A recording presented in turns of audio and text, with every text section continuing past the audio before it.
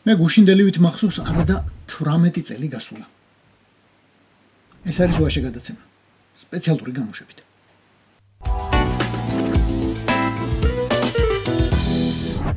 ყოველი ომი მოითხოვს გაანალიზებას, დისტანციას, რაღაცა რეფლექსიას და პირველ რიგში წარუმატებელი. ამიტომ აბსოლუტურად ბუნებრივია, რომ ფიქრით ყველა უბრუნდება 2008 წელს და იმაზე იწყებს ფიქრს რა როგორ და რატომ. არც ისაა გასაკვირი, რომ დასკვნა სხვადასხვა ხალხს სხვადასხვანაირი აქვს.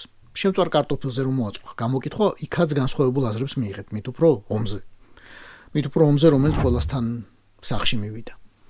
რატომ ხედავთ განსხვავებულად ამ ყველაფერს? იმიტომ რომ განსხვავებულები ვართ. ადამიანებს შიშის განსხვავებული აღქმა აქვთ. ზოგი მეტად ექვემდებარება პანიკას, ზოგი ნაკლებად. ზოგს სამშობლოს დაკარგვისა ეშინია, ზოგს მხოლოდ საკუთარი ეზოკარისა, ზოგს პოლიტიკური რეიტინგისა. ზოგი იწყებს ფიქრს ბრძოლის ხერხებზე, ზოგი იწყებს ფიქრს გაქცევაზე. ზოგს ერთვება თავმოყვარეობა და ზოგს არა. ზოგი პატრიოტია, ზოგი ნაკლებად. და ბოლოს ზოგი ქართველია და ზოგი გრუზინი. ეგორი არის განსხვავებული ჯიში. ჰაპტოჯგუფისა და დნმ-ის ანალიზით ვერ მიხვდებით, მაგრამ ერთმანეთისგან რადიკალურად განსხვავებულია. აი როგორც ტყეში დაბადებული ლომი განსხვავდება ზოოპარკში დაბადებულისგან, ან მით უფრო ცირკში დაბადებულისა და გაზრდილისგან. რის თქმა მინდა? აი არ გაგიკვირდეთ თუ რამე გაფუწული ორგანიზმები ომის წლისთავის მოახლოებისას რაიმე მორი გაბდაუბდას გეტყვიან. სხვანაირად რომ ჭიკჭიკებდნენ ესენი, ის იქნება მათგან გასაკვირი, თორემ როცა ომის დაწყებას საკუთარ ქვეყანას აბრალებენ, ეს სრულიად მოსაოდნელი და ბუნებრივია. მათგან. რის დამტკიცებას ცდილობს პროჭორილელი ახლა? ბევრი რამის.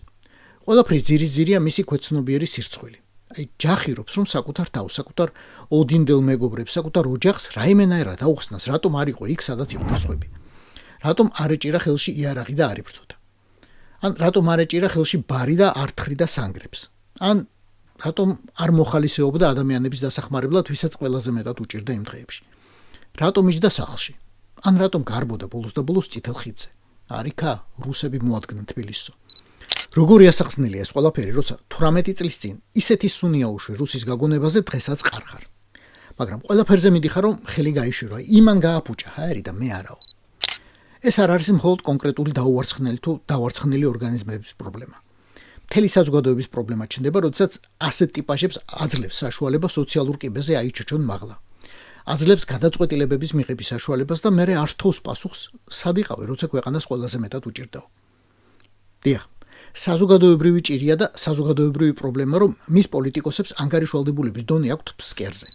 საზოგადოება როცა ირჩევს ლიდერებს, მისი ნაწილი მაინც, რომელთაც არათუ ომში არ უბრძოლიათ, რამეთ ჯარშიც არ ყოფილან, არც თავად ყოფილან, არც შვილები გაუშვიათ, არც უფიქრიათ ამაზე. დაიწყეთ ბერათი, ცოტნეთი, უტათი და იკითხეთ რომელია სამხედრო აღრიცხვაზე, რომელი წავიდა ჯარში. ან თუ არ წავიდა, რომელია დედის ერთა მათგან, ან რომელია სნეული. ამათ ამბავს რომ მოიკითხოთ, ქვემოთ ჩამოდი და იკითხეთ ჩარტელური რეისებით რომ გზავნიან ეს მამიკოები ამერიკის უნივერსიტეტების შვილებს. ორკვირიან საველე შეკრებაზე თუ ყავთ ოდესმე ვინმე გაგზავნილი. პანიკიორებს ომის დროს ადგილზე ხრედნენ. მე ხა ამ ხალხის გახრეტას არ გთხოვთ, მაგრამ იქნებ დაფიქრდეთ მაინც რომ პანიკიორისთვის თლად ქვეყნისა და თქვენი მომავლის ჩაბარება არ შეიძლება. ნუ დახრეთ, მაგრამ აღარ აირჩიო. ნუ დახრეთ, მაგრამ ხმა ამოიღე და მოსთხოვე წავიდეს. აიძულე. საქართველოს და დანაშაულება ომში ახალი ამბავი არ არის. პროჭორილელებმა ამით დაიწყეს საერთოდ. ამ დავალებით მოვიდნენ. 2011 წლიდან დაწყებული იმეორებენ მარგარიტა სიმონიანისა და ედუარდ კოკოიტის მანტრას მძინარე ცხინვალის გაღვიძების შესახებ. და ცვედნები, რომელთაც სამშობლოს დაცვისა შეეშინდათ, ამას ძალიან დიდი მადლიერებით იზიარებენ ახლა. როგორც იქნა, ვიღაცამ მისცა არგუმენტი, რომ ლაჩრები კი არა, გონიერი არსებები ყოფილან თურმე. პაციფისტები, რეალისტები, ინტერნაციონალისტები. ახლა პუტინი რომ საჯაროდ აღიარებს, რა საქართველოს დაიწყო ომი, ეგ მე გავეცი ბრძანება რომ 2 წლით ადრე დაეწყოთ ომიო. ეგ თითქოს арაფერი. План был подготовлен генеральным штабом где-то в конце 2006 или в начале 2007 года он был мной утвержден. Согласован. ქართულ პოლიციელებს რომ აფეთქებდნენ სამაჩაბლოში, გრუზინებს ეგ არ ახსოვთ. მსხვილკალიბრიანი артиლერიით რომ ბომბავდნენ ვითომ სამშვიდობო ჯარის განლაგებიდან ქართულ მშვიდობიან მოსახლეობას, არც ეგ. სამხედრო ბანაკებს რომ აწყობდნენ ცხინვალში ახალგაზრდობისთვის და დუგინი ჩაყავდათ, არც ეგ.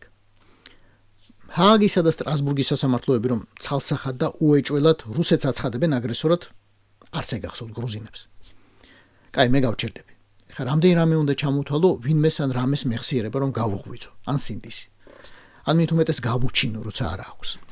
ჩვენ აუცილებლად გამოვზებდით საკუთარ თავში ძალას, რათა ბოდიში მოვიხადოთ. და სანამ ქვეყანა რუს ოლიგარქს აბარია, რუს გენეტიკას მნიშვნელობა არ აქვს. არც იფიქროთ, რომ მისი დიპლიპიტოები ილაპარაკებენ სხვანაირად, რომ ვაჟკაცობა ეყოფათ არ წაშალონ ან წუხელიძის სტენსილი ქუჩაში. მით უფრო პასუხი მოსთხოვონ გინტურის, ოთხოზორიას, კვარაცხელიას, ტატუნაშვილის მკვლელებს. მით უფრო ხელი დაადონ პუტინს და უწოდონ, რასაც მთელი მსოფლიო უწოდებს, მკვლელი და ტერორისტი ნაბიჯვარი. ამ წლების ვითომ მშვიდობას ერთადერთი მიზეზი აქვს. არა ქოცის გონიერება და დიპლომატია, არამედ რუსის მოუცვლელობა. 2014 წლის დასაწყისიდან მთელს რესურსებს რუსეთი ახარჯავს უკრაინას. თორემ კობახიძემ და პაპუაშვილმა რა ერთგულება და სამსახური უნდა შესთავაზონ, რასაც 1992 წელს არ სთავაზობდა საკუთარი ტახტის გამყარების სანაცვლოდ შევარდნაძე. მაგრამ შევარდნაძეს მოუტრიალდნენ და ჯერ სამაშაბლოს უდიდესი ნაწილი ჩამოაჭერს და მერე აფხაზეთი.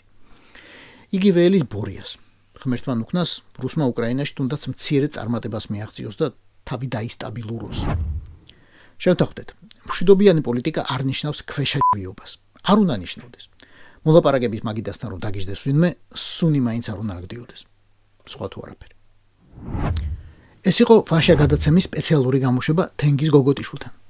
გვიყურეთ, მოგვიწონეთ და გამოგვეხმაურეთ Facebook-ზე და YouTube-ზე. რაც დავიდით, იმაზეც ვაკეთებ და იმაზე მოკლედ დროში. შეიძლება მართლაც ევროპას გავავოთ. Поздравляю весь личный состав. კარგი მანევრია ძალიან. Я помню, очень гадаться надо.